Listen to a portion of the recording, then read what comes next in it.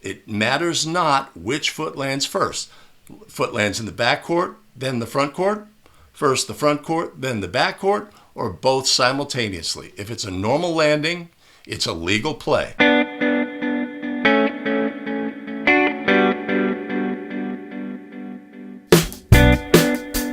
Hello again. We're back for another episode of the Basketball Rules Expert, the show where we take National Federation of High School basketball rules. We lift them off the printed page, breathe life into them, simplify, clarify, amplify, and give them back to you in a format you can take with you onto the basketball court where it's most important. Greetings again, everybody. My name is Greg Austin with A Better Official. I've been a high school basketball official for over a decade, and I consider myself to be a basketball rules expert. This show is all about helping you on your journey to becoming a basketball rules expert as well. Before we get started in today's show, a shout out to show supporters. Jeff Harry, Brian Norfleet, Dave Hedge, and Thomas Anticola. Much appreciated and much love. If you want to support the show, there'll be a link in the show notes below. Today we're going to get started with an exploration of backcourt rules in high school basketball. Backcourt violations and backcourt rules are misunderstood by a great number of officials, players, coaches, and other stakeholders in the game. The rules are inconsistently applied at the high school level. That is just a straight up fact of life. Part of the inconsistency that occurs with National Federation of High School basketball rules is the existence of other levels. So backcourt rules at the NCAA level and the NBA level are different than at the high school level. Who watches NCAA level and NBA level? Officials, players, coaches, and other stakeholders in the game. They receive a level of training about what's legal and what's not legal from other rule sets that do not apply. Here's the great news. The rules of high school basketball are simple and straightforward, the rules themselves. Let's understand, though, that in adjudicating backcourt plays, there's challenges. It happens over a period of time, right? The development of all the factors that go into making a determination about whether it's a violation occur over a period of time. When somebody steps out of bounds, that's an easy call. But when somebody steps on a backcourt line, there's other factors that we have to determine about team control, front court status, etc., that cause us to have more processing time as basketball officials. So just recognize that going in, but also recognize that the rule set itself is very straightforward.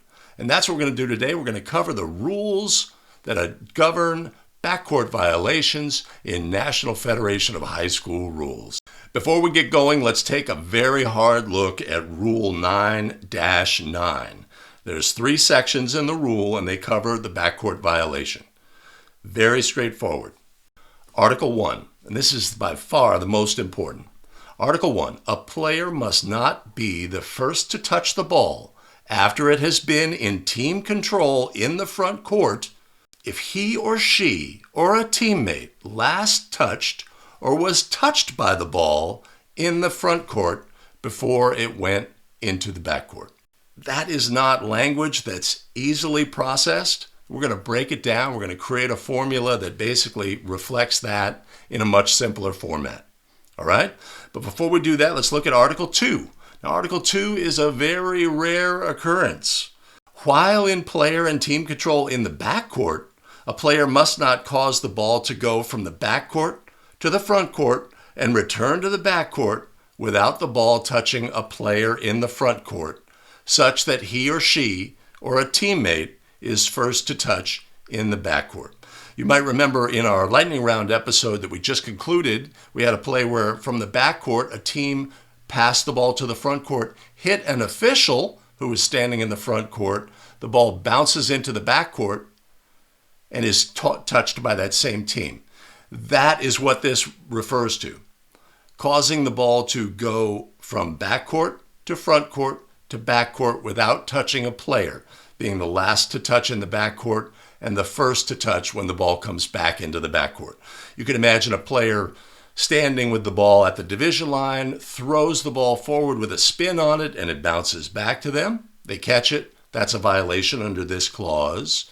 Or throwing a pass, you're near the division line, maybe you throw a cross-court bounce pass with English that contacts the front court and bounces to your teammate who's still near the division line in the backcourt. Something strange and unusual. How often is this kind of play going to come up? Super rarely. It's not a common scenario. But also, let's look at Article 3, because that's critical to our understanding of the rule. During a jump ball, throw-in, or while on defense, a player may legally jump from his or her front court, secure control of the ball with both feet off of the floor, and return to the floor with one or both feet in the backcourt. The player may make a normal landing, and it makes no difference whether the first foot down is in the front court or the backcourt. This is commonly known as the exception, right? It applies during a jump ball, when a player is making a defensive play, and during a throw-in. It's super important to understand this exception exists, and it will come into play. Now, let's take a look at the simple formula that reflects Article 1 of the rule. Simply put, there are 3 elements that are required for a backcourt violation in National Federation of High School rules. We must have team control on the court.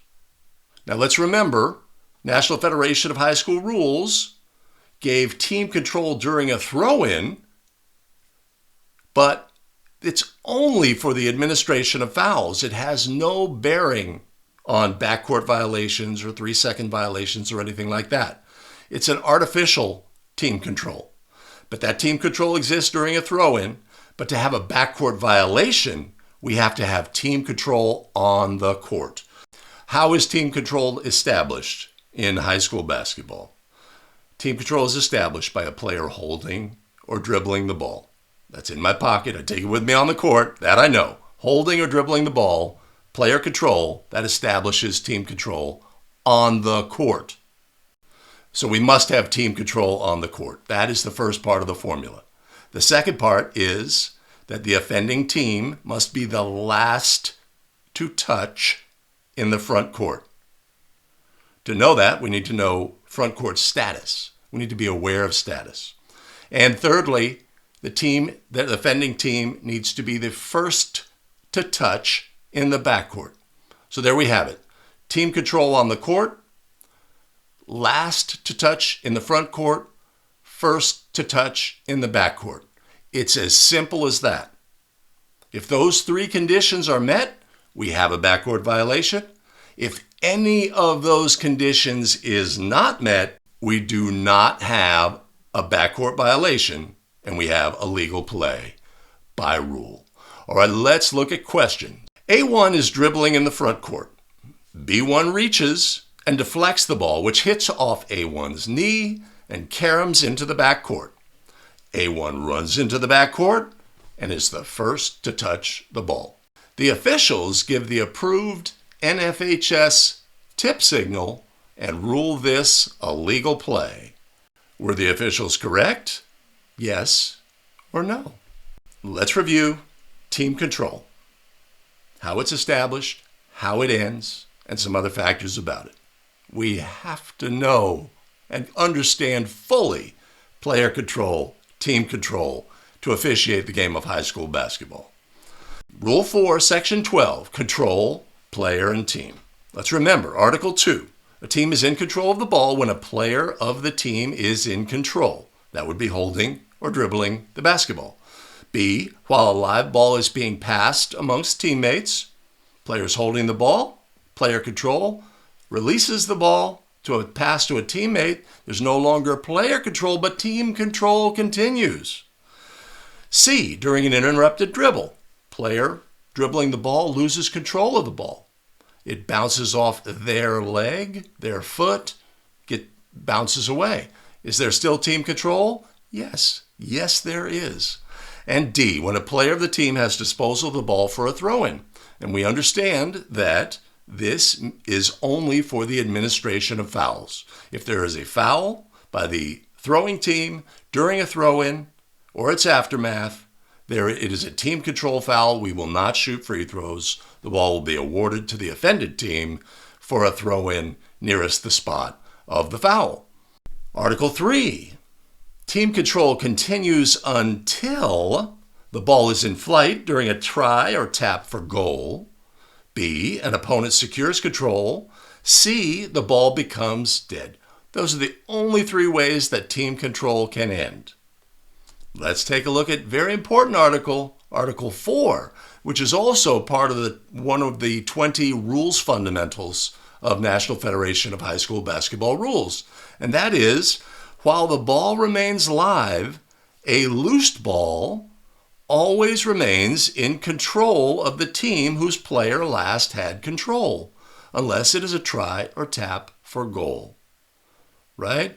This makes sense because we know when team control ends, and if the ball is loose, that doesn't mean team control has ended. That's a very important understanding because in other rule sets, right, that is not necessarily the case. Collegiate officiating on the men's side, NBA, when the ball becomes loose, things change rules-wise, right? So we just have to be aware of that fact, that those other rule sets exist, and they're going to affect the energy that comes at us in a basketball game from people who don't know or understand the high school rules. So, in our play, players dribbling the basketball in the front court. Do we have team control on the court? Yes, we do. The ball is deflected by the defense and caroms off the offensive player's leg. And they were the last to touch the ball in the front court. Ball goes into the backcourt. They go and retrieve the basketball, and they are the first to touch in the backcourt. Team control on the court, last to touch in the front court, first to touch in the backcourt, violation by rule. Okay? Team control on the court. That's the key part of this equation. Did team control end? No, the defensive touch did not end team control. This is a violation by rule. Invariably, coach is going to be on the sideline going, they tipped the ball. They tipped the ball. It's not a factor in the play. So, in this case, were the officials correct? No. No, they were not. A1 attempts a try for a 3-point goal. The ball hits the backboard and is batted backwards by A2. While still in Team A's front court, A3 touches the ball with both hands, but muffs the ball, which then bounces into Team A's backcourt. A3 then grabs the ball. The officials rule that this is a legal play. Were the officials correct? Yes or no? Pretty straightforward. What do we have? We have team with the ball and team control in the front court. Player releases a try for a 3-point goal. The ball misses the ring, hits the backboard. One of the teammates of the player who attempted the try bats the ball towards the backcourt. Their teammate, stationed near the backcourt, says, I got it, muffs the ball, goes caroms into the backcourt, and they retrieve it. So let's just break down what has happened on this play. We have team control in the front court. We have team control on the court. That's number one. But then there's a try for goal. When does team control end? One of the elements, it ends on a try for goal. So now there is no longer team control. So we need to determine, do we regain team control? The ball is batted by the player attempting the rebound. Is a bat team control? Is the bat control of the basketball? Is control of the basketball holding or dribbling the ball? That player has not established team control. The player who attempted to catch the ball It contacted them, but they never had control of the ball by rule, and it went into the backcourt, and they retrieved the basketball. That is a legal play by rule. The reason is what's missing: team control on the court. We had last to touch in the front court and first to touch in the backcourt, but team control, no. So that's missing. It's a legal play by a rule. So in this instance, were the officials correct? Yes. Yes, they were. While making a throw-in near the 28-foot mark in Team A's front court, A1 passes the ball to A2 in the front court near the division line. A2 muffs the ball, and the ball bounces directly into the backcourt, where A2 runs back and retrieves the basketball. The officials rule this to be a backcourt violation on Team A. Were the officials correct? Yes or no? When National Federation of High School added the clause in the rule where team control exists on a throw-in, it created a lot of problems with officials on these kind of plays. They know, well, they were last to touch in the front court, first to touch in the backcourt, and they had team control, right? That makes sense. But in order for a violation to occur, we have to have team control on the court. A player on the court has to establish player control. In this instance, we make a pass. The player never had control. They muffed it. Went into the backcourt. They retrieve it. That is a legal play by rule. Maybe the defense deflects the ball. It goes off the player's leg and goes the teammate of the thrower bounces off their leg. They're the last to touch and into the backcourt. But in all these cases, we do not yet have team control on the court. So we do not have a violation. This is a legal play. But before we leave this play, let's also note, we will be exposed to a number of rules questions on tests and quizzes, etc. And oftentimes they're prefaced with the location of the throw-in spot. Throw-in near the division line, throw-in at the 28-foot line, throw-in on the end line under their basket, etc. Understand this. It doesn't matter where the throw-in is. They're all the same. By rule, they are off the court. That anywhere on the court or anywhere off the court for the throw-in, the rules are the same. Location of the throw-in has no bearing on the play. So, in this play, where the officials ruled a backcourt violation, were the officials correct? No. No, they were not. A1 releases a throw-in pass. A2 jumps from Team A's front court, catches the ball while in the air, then lands first with a foot in the front court, and then with a foot in the backcourt. The officials rule a backcourt violation on Team A. Were the officials correct? Yes or no? Right, if we think back to Rule 9-9-3, which we covered at the beginning of the video, there's an exception that's built into the rule, and that is evidenced in this play. Thrower releases the throw-in pass.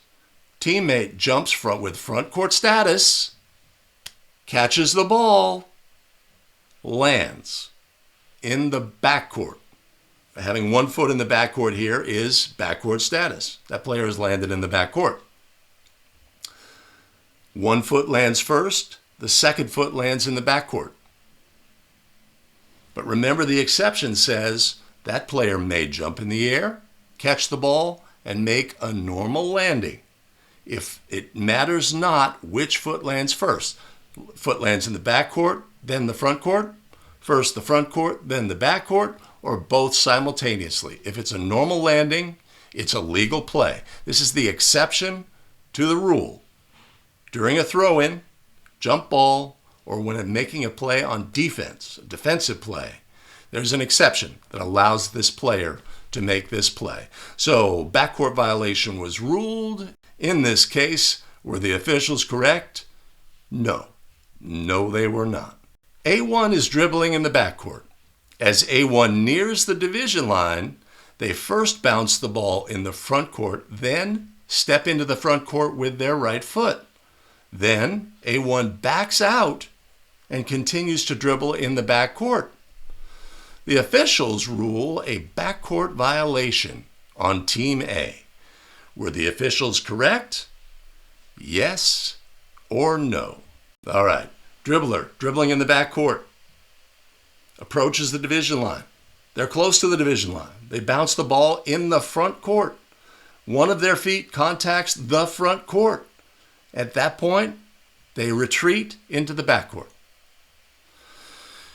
To understand player location, we have to look at Rule 4-4. Rule 4, the most important rule in the rules book for new officials.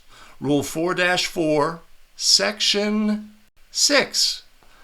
During a dribble from backcourt to front court, the ball is in the front court when the ball and both feet of the dribbler touch the court entirely in the front court.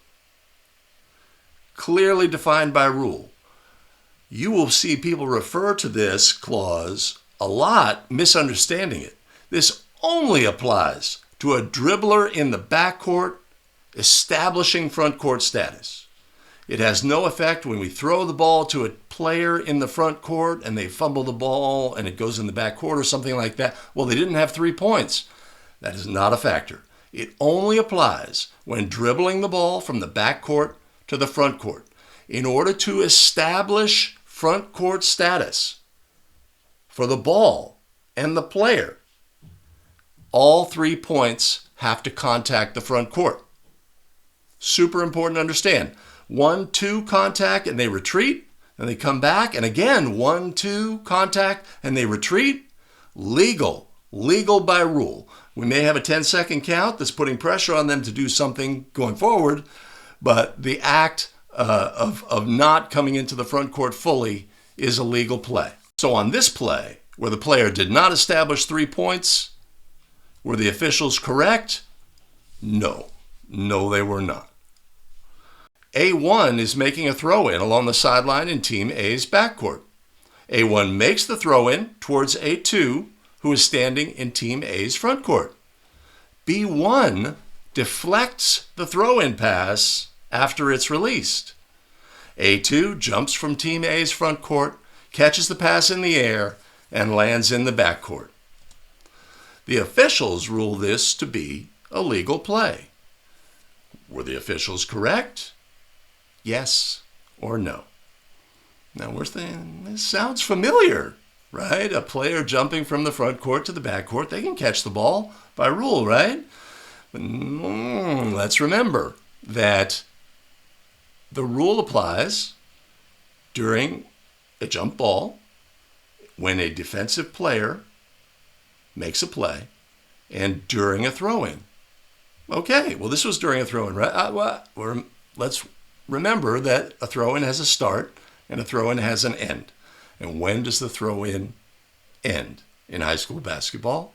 A throw-in ends when it is legally touched by any player in bounds. So the deflection by the defensive player removes the exception. So now that player is not allowed that exception. So when they catch the basketball, they jump from the front court and catch the basketball, they have front court status, the ball has front court status. They land in the backcourt, they have backcourt status, the ball has backcourt status. When the player caught the ball, we had player control, we had team control on the court with front court status. They were the last to touch in the front court due to their status of catching the ball while leaving the front court and catching it in the air. And they were the first to touch the ball in the backcourt when they landed. This is a violation by rule. Were the officials correct on this play? Nope. No, they were not. Thanks, everybody, for joining us today on Basketball Rules Expert. If you find value in a show like this, the first thing to do for everybody is to hit like. That helps us with the YouTube algorithm, gets our videos out to more people, and it's super helpful. Like the video if you found value. If you're new to the channel, first order of business, you've got to hit subscribe and the notify bell so you don't miss out on any of our content. And then most importantly, let's share the video with other basketball officials who can find value. Gotta thank our show supporters today. Jeff Harry, Brian Norfleet, Dave Hedge, and Thomas Anticola. Much appreciated and much love. If you want to support the show, you can always buy us a coffee. There's a link above and in the show notes below. As always, we've created a quiz. It's back at the website, abetterofficial.com. There's a link above and a link in the show notes below. As always, we have additional video content for you here. I've put a link to the lightning round from the last episode that has that backcourt play where the ball's bounced off the official. Check that out, or check this video out as well. Make your choice, choose wisely, and we'll see you in the very next video. Take care.